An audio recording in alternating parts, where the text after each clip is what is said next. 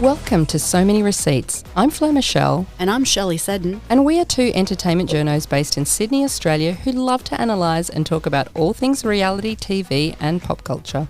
Each week on Receipt Roundup, we bring you our take on what's trending.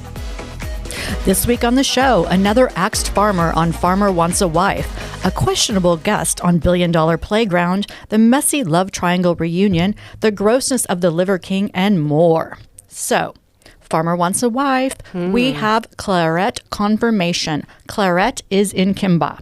So she was featured in a local school newsletter, which said Miss G, as she is known, is a specialist English teacher.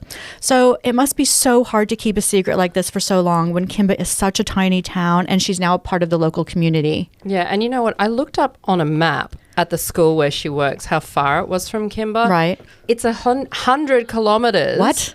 From the centre of Kimba. So she's actually in another town, and it said that his farm is not far from Kimba. So I'm hoping that means he's maybe a bit closer to her direction of the school. But even if he's, say, 20 kilometres closer to her direction, that's still 80 kilometres one way. Wow. She's driving, I would say, between 80 to 100 kilometres one way and then back every day. This lady's in it for the long haul. That is some dedication. So she's, okay. She must like him. Clarette is Kimba adjacent. Yeah. So I really like Clarette. She's not there to mess around. She's 35. She's on a deadline. She's a strong woman.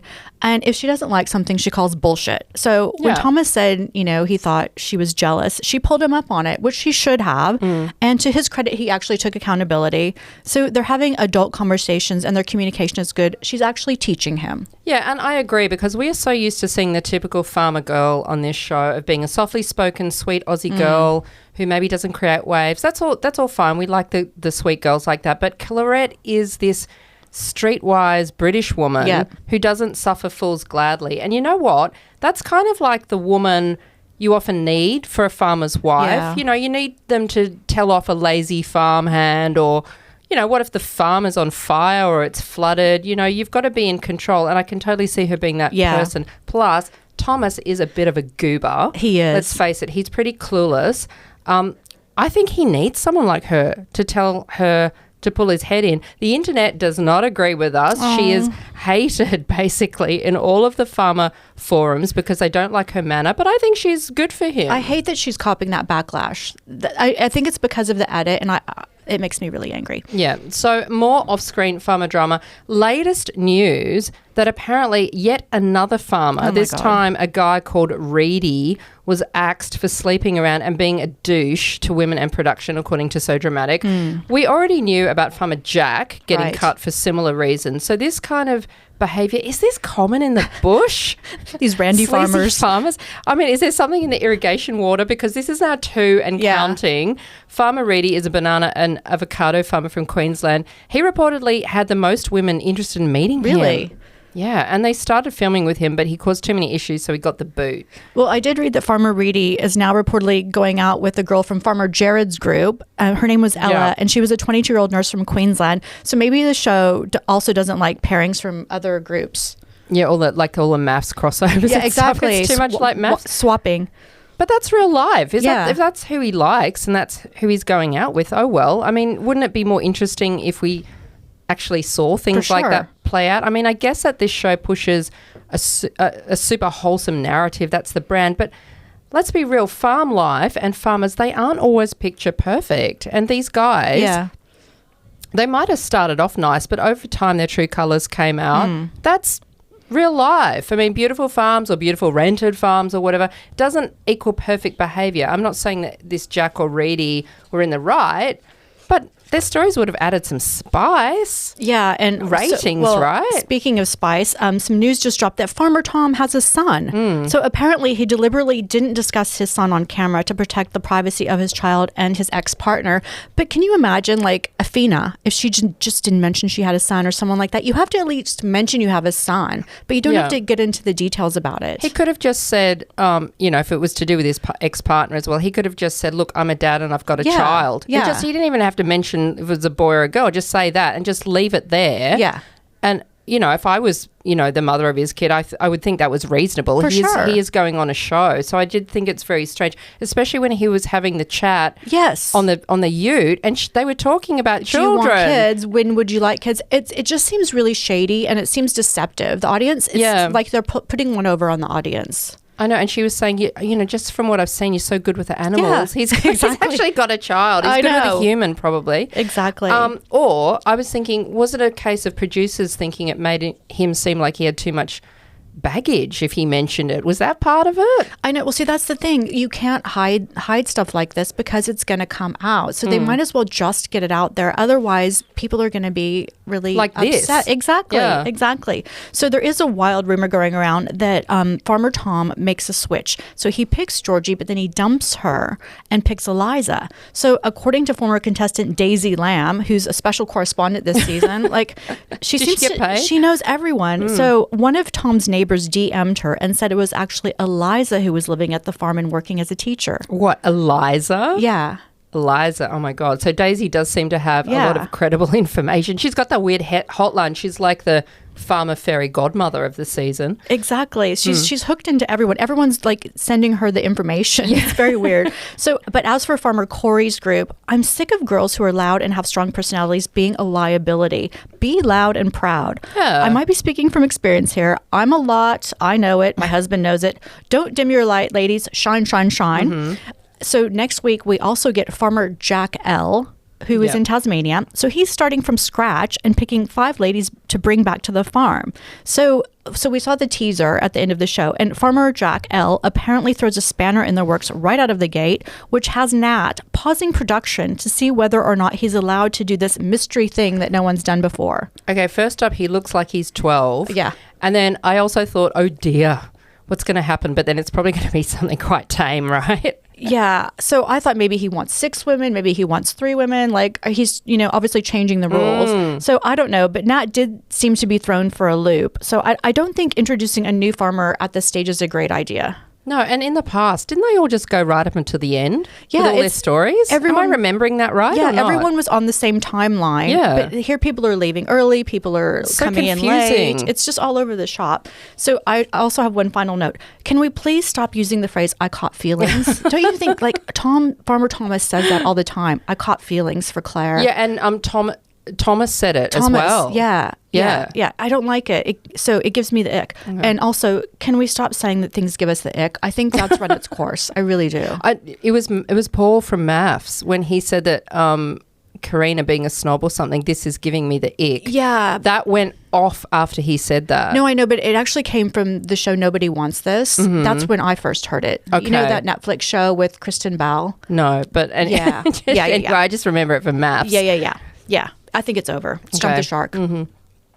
Anyway, on to new Aussie reality TV show $1 Billion Playground, which has just started on Binge and Foxtel. Mm-hmm. I actually thought this was an easy breezy watch. You, not so much. Nope. Well, we live in Sydney, so I did like seeing the rich houses. There was that. This is a show similar to Below Deck and Vanderpump Villa, where it follows a company which employs young people to arrange luxury experiences for groups of guests staying at mansions around Sydney. So they do everything from arrange a special night out to cooking and cleaning.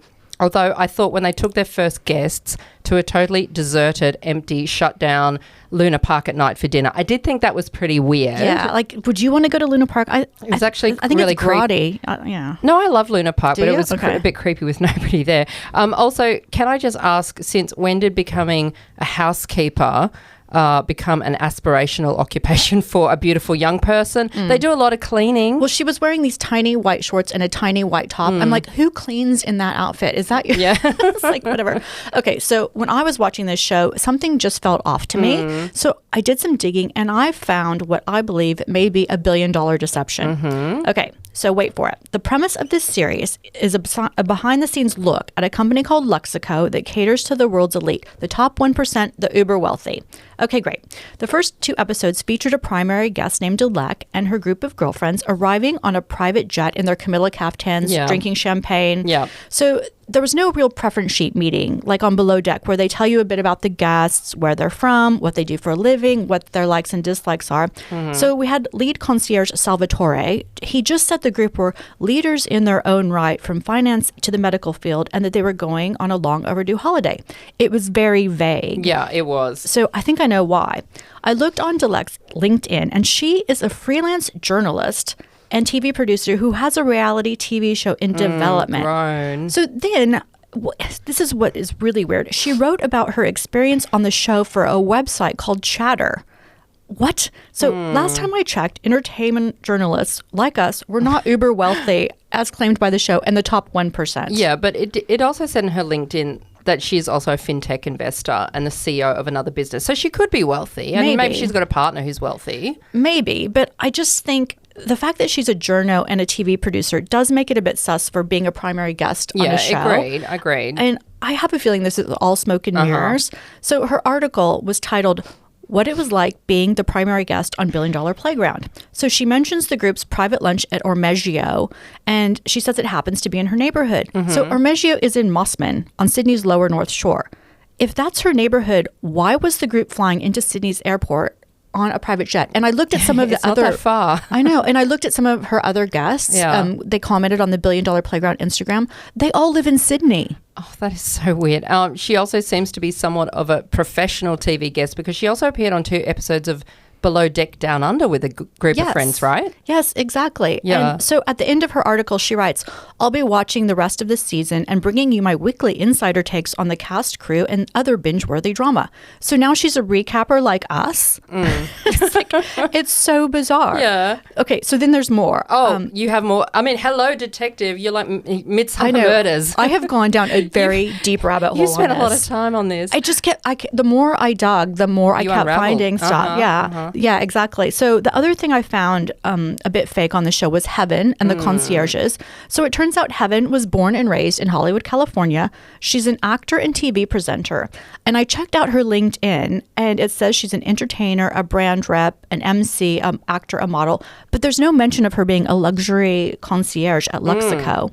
And I read an article about her in the Sunday Telegraph, and she was also approached to be on Below Deck as a guest, but she declined. Yeah, and I had a feeling watching the show that she was an actress. Yeah. Or she was put up to it to kind of exaggerate some things in some way because she was so rude to Salvatore, who is her supervisor. And on Below Deck, they are never usually that rude to whoever's above them, right? I felt that whole thing was very weird because Salvatore is supposedly this seasoned concierge, and he just storms out just over... He was almost crying. Yeah. After... And then they said, we've had 10,000 stays and we've never had a lead concierge leave the job. Yeah. And they were just bickering. It wasn't even like a full-blown argument. It was just some sass, backtalk. Yeah. So I also investigated the hot tradie Jay.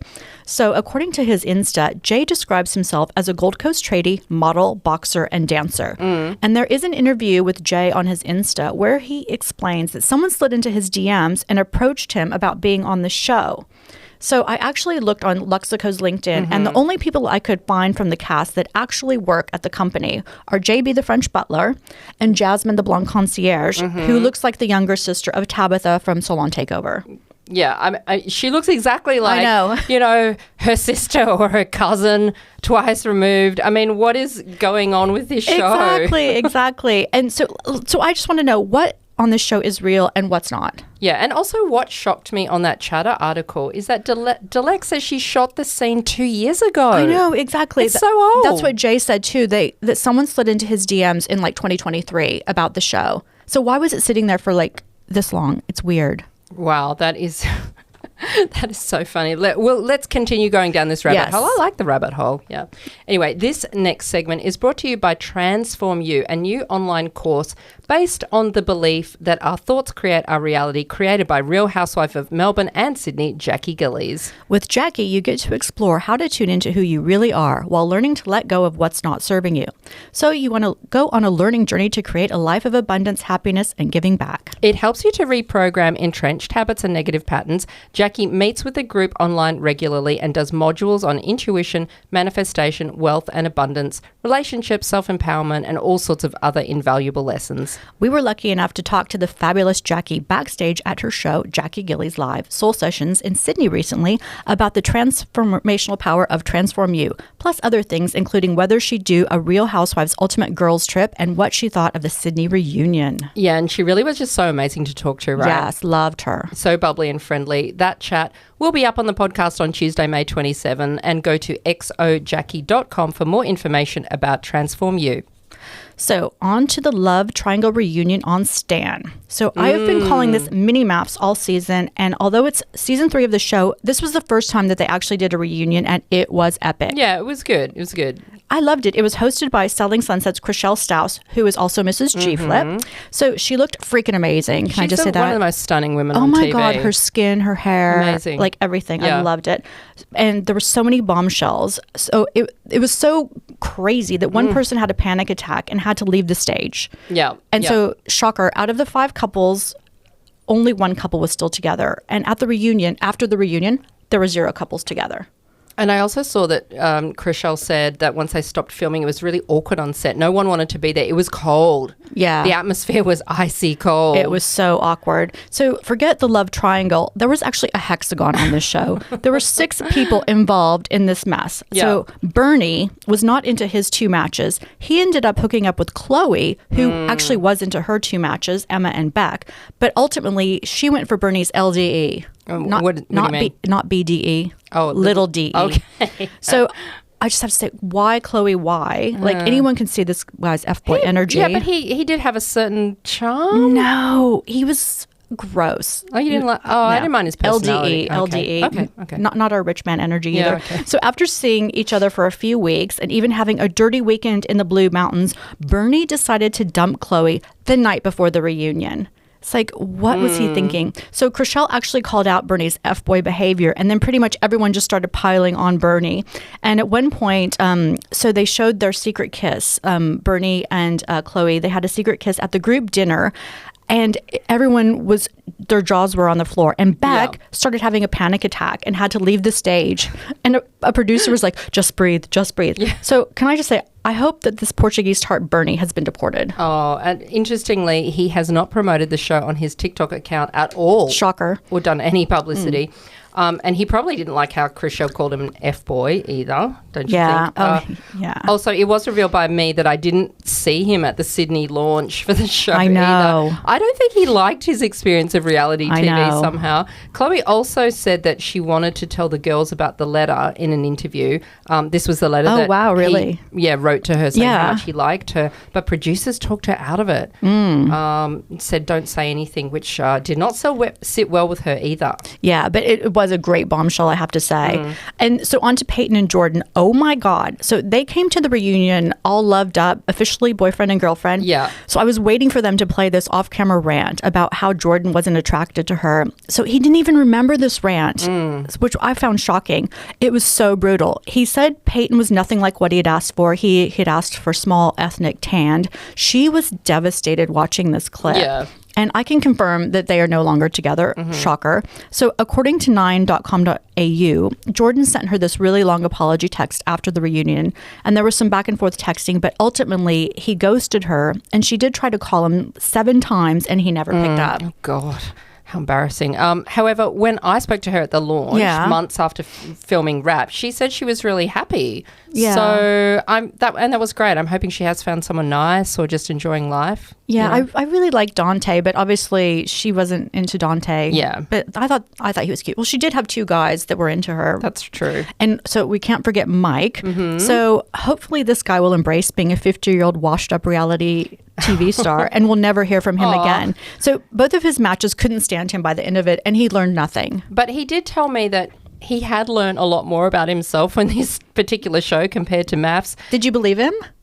I believed him in that moment. He was I'd had a few drinks, but he was looking at me in the eyes and saying it. Yeah. In his defense, I mean, I didn't particularly like Marissa, one of his ladies either. Yeah. And I don't think he was well matched to the other ladies. So I didn't think that helped the dysfunctional love triangle. But hopefully he is happy now that he's back in the real world. It will be interesting to see if we ever see him again. Oh, my God. Yeah. So on to Love Hotel, from Love Triangle to Love Hotel.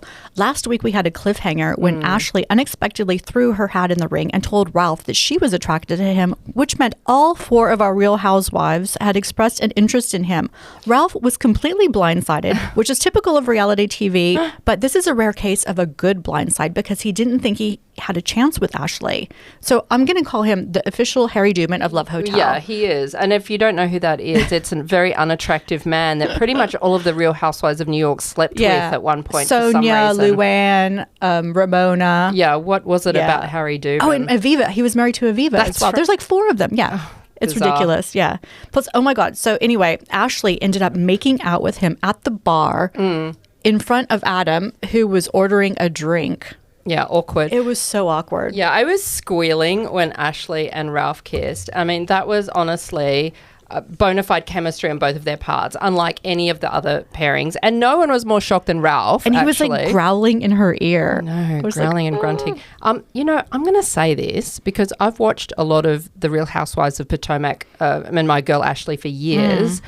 She has a thing for white guys. Yeah. Gotta say it, which is why I don't think she'll ultimately go for Wally. No. He's not her type. Yeah. So she was married for years to this old Aussie guy called Michael Darby, who's from Melbourne. And then after they split, she dated Luke Goldbranson from Summer House. Remember Luke? So, I didn't watch it that far back, but he must have been young if he was in Summer House. Yeah, and yes. So that was a young guy. Yeah. He had a thing with both Ciara and Hannah Berner in Summer House. And then after Luke, she dated a guy called Josh, who was another young guy. Okay, yeah. She met him on the last season of Potomac at a speed dating event. She was with him for about 6 months. All white dudes. That is her jam, particularly if they're old and leathery. She does have a go with young guys, but I really do think she's got the grandpa issues going on. Yeah. So she was on Watch What Happens Live with Andy, and she did say that they're her kryptonite. Like the old man, the grandpas, they're her kryptonite. So in the show this week, the ladies picked one guy to go on a solo date. And I have to say, I was disappointed that Ashley picked clingy Wally when she made it clear that she was vibing with Ralph. Yeah. So meanwhile, James and Luann got closer, and Giselle went on a date with Phil.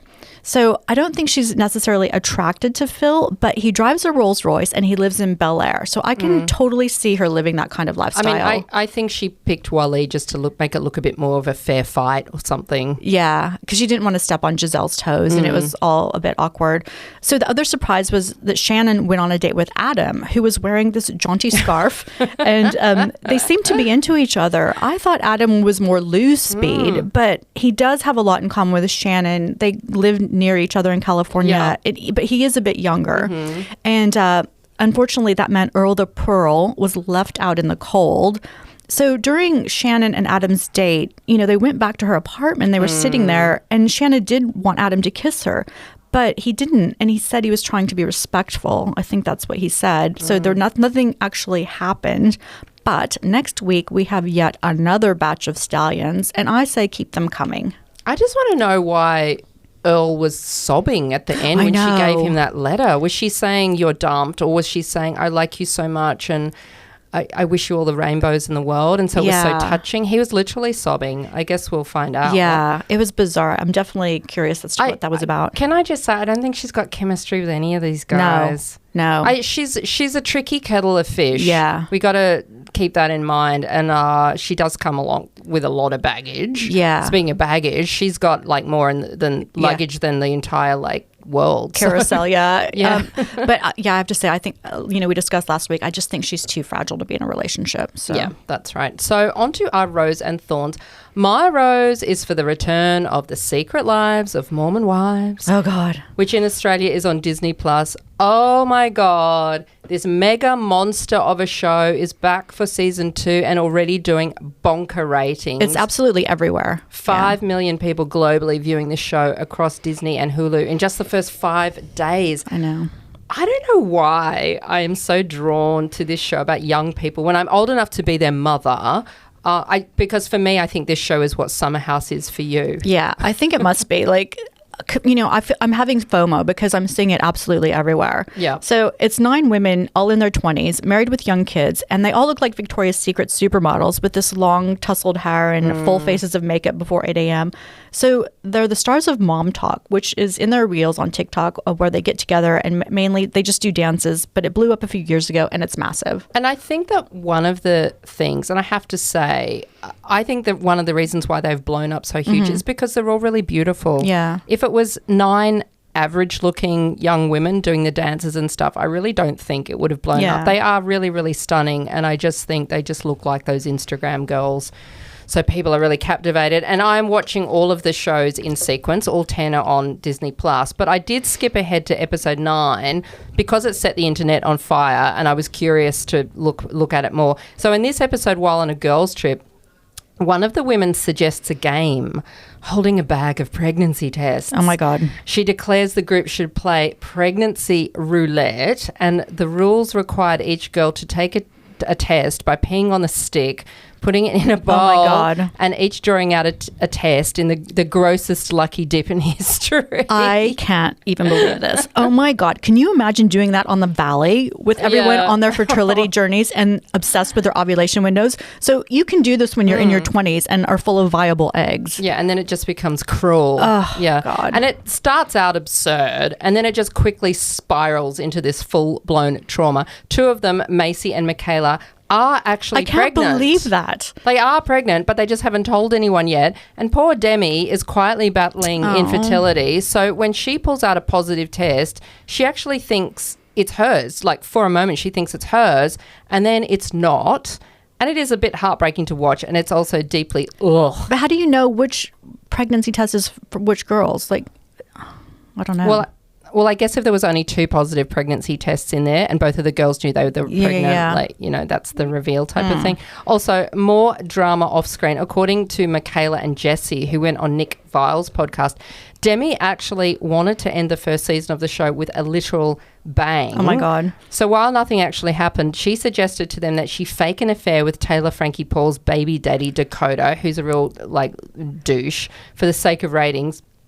Demi was also the one who told Marciano, remember, on Vanderpump Villa, that her husband didn't understand her, and then she flirted quite heavily with him, which is all very weird because she's supposed to be this Mormon loyal wife. So these ideas for extra drama, Demi, they're not needed. These Mormons, I tell you. They're honestly not needed because people are fascinated with these women even when they talk about nothing. Yeah. Because they all look like these Instagram models and they're sort of aspirational, even though some of them are getting divorced. I think people just like to watch their dramas, their relationship dramas unfold because they've all got dramas happening. And I think they're also admired because they're successful influencers, which is kind of like the modern day equivalent now of being a rock star. Oh my God. So they're not even Mormon 2.0. They're like Mormon 3.0. Yeah. Like, it sounds a bit nutty. Yeah.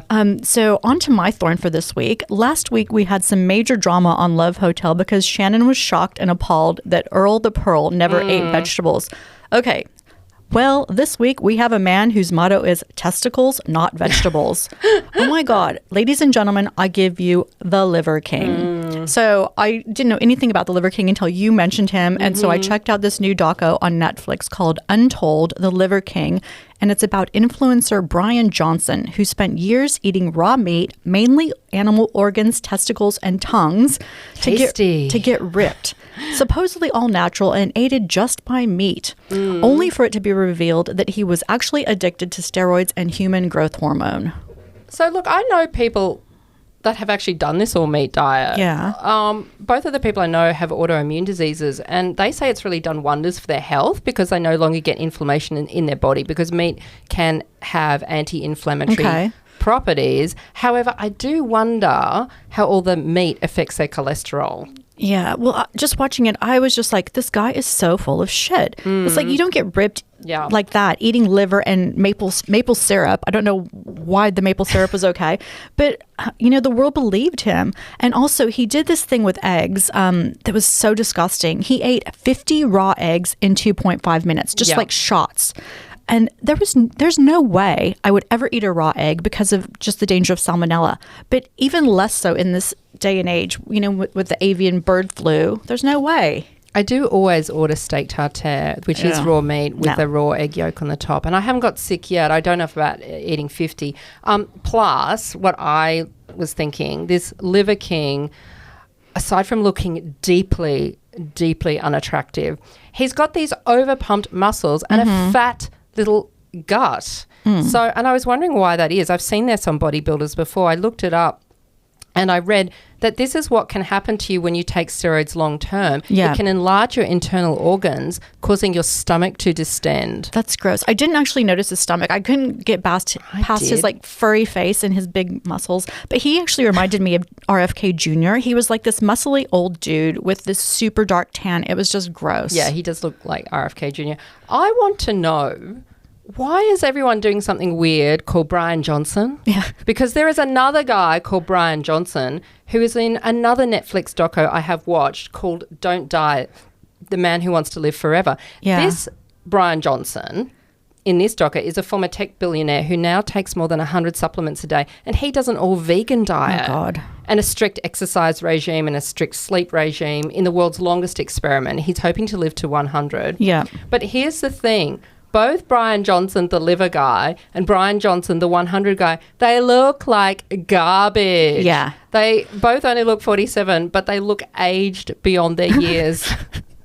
They just look dehydrated. And online with the 100 guy, so many people are saying, if this is what you look like in order to get to 100, I don't want to live to 100. Yeah. I mean, both docos show these dudes years before these ventures, and they both looked reasonably okay. Yeah, they did. Before all this craziness. They both look 10 times worse now. Plus, they both have supplements businesses. So, you know, maybe they think it's worth it, but they look like crap. Yeah, not attractive. Yeah. So with the Brian Johnson Liver King dude, his wife and his 2 kids were also on this ancestral diet. None of them look healthy. No, they don't look good either. And his wife, Bose, she's known as the Liver Queen. She looks like she needs a good nap. Like everyone looked really pale and tired looking, except for the Liver King, who was obviously fake tanning. So the kids, like their skin was completely broken out. The Liver Queen, she had really greasy hair. She looked gaunt. These people weren't glowing in the picture of health. You don't look at them and say, "Oh my God, they look amazing. I want to look like them."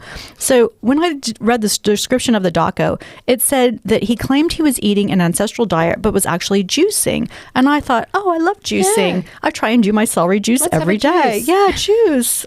So it turns out juicing has 2 meanings. It means you're either taking steroids or you're drinking actual juice. So lesson learned. But, you know, with these guys, like the Liver King was making more than $100 million a year from his supplements and his influencer deals. But it all came crashing down in 2022 when an email was leaked revealing he was paying $11,000 per month for human growth hormones. Yeah. So he'd also been taking steroids this entire time, but he still has his business and it's still going well. So. Yeah. And I thought there was that scene in the doco, right, where he just shoves that needle into his leg. Yes. And he actually does steroids on camera, which is pretty shocking.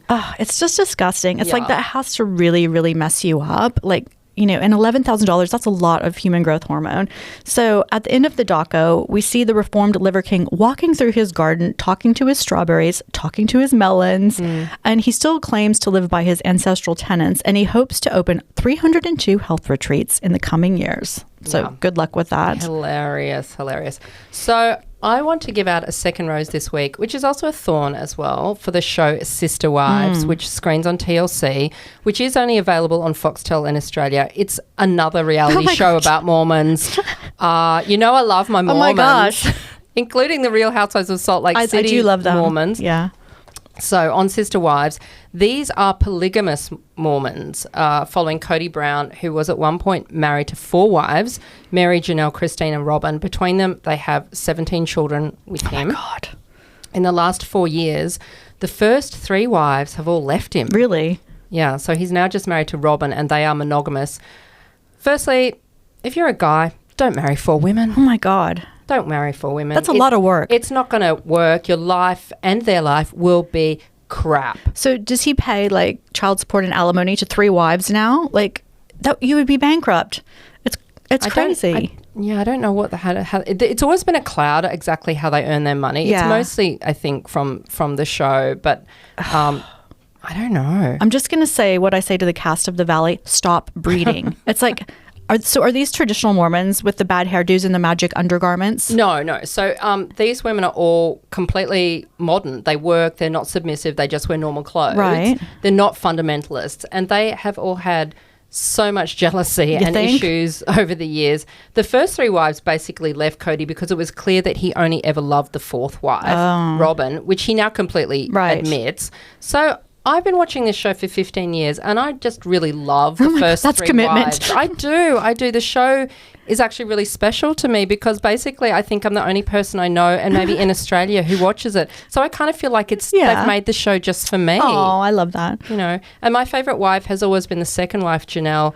I just love her intelligence, her calmness, her friendly demeanour, the way that she always stood up to Cody. She's someone from reality who I would like to be a friend with.